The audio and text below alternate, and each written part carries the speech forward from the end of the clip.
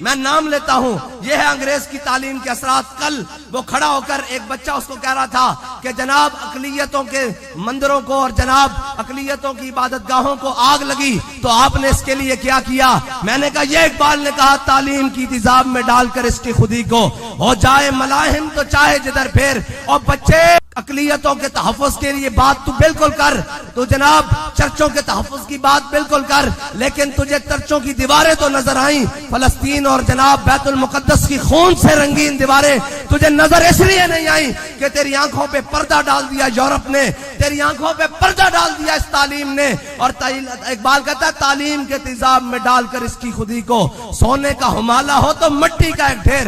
خدا کی قسم جب وہ کل کھڑا ہوا تھا اور کہتے ہیں لاہور کی بڑی یونیورسٹی سے، میں نے کہا وہ مجھے خاک سے بھی نیچے نظر آیا کہ جس کو اقلیتوں کے جناب عیسائیوں کے چرچ کی دیواریں تو یاد رہیں، فلسطین اور بیت المقدس کے بچوں کے بہتے ہوئے خون کی ندیاں اسے یاد نہ آئی۔ یا رسول اللہ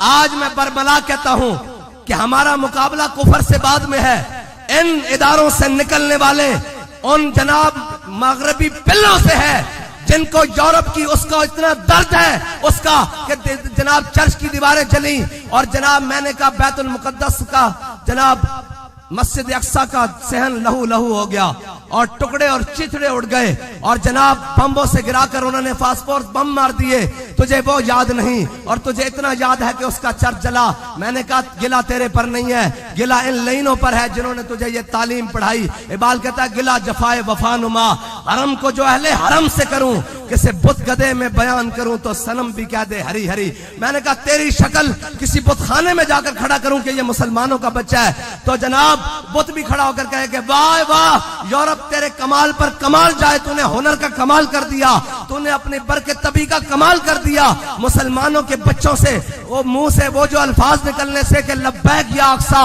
لبیک یا رسول اللہ، لبیک یا غزہ، آج اس کو درد ہو رہا ہے ایک چرچ کا۔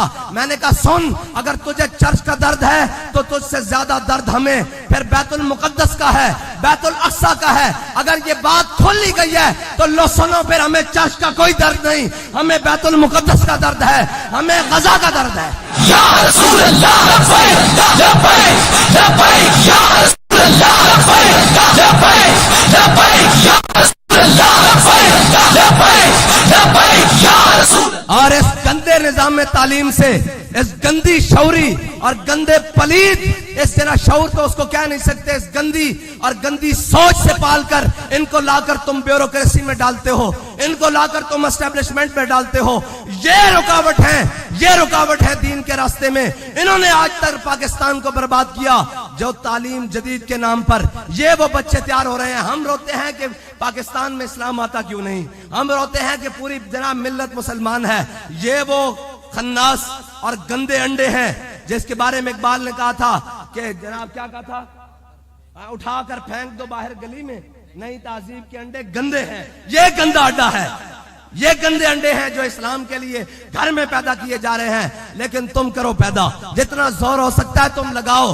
ہاں اقبال کہتا ہے نکل کر صحرا سے جس نے روما کی سلطنت کو الٹ دیا تھا، سنا ہے قدسیوں سے میں نے کہ وہ شیر پھر ہوشیار ہوگا۔ انشاءاللہ جب لبیک کا نعرہ لگے گا، حضور کے دین کا نعرہ لگے گا، تمہارے ذہنوں سے وہ گندی تعلیم پاک اس دن ہوگی انشاءاللہ۔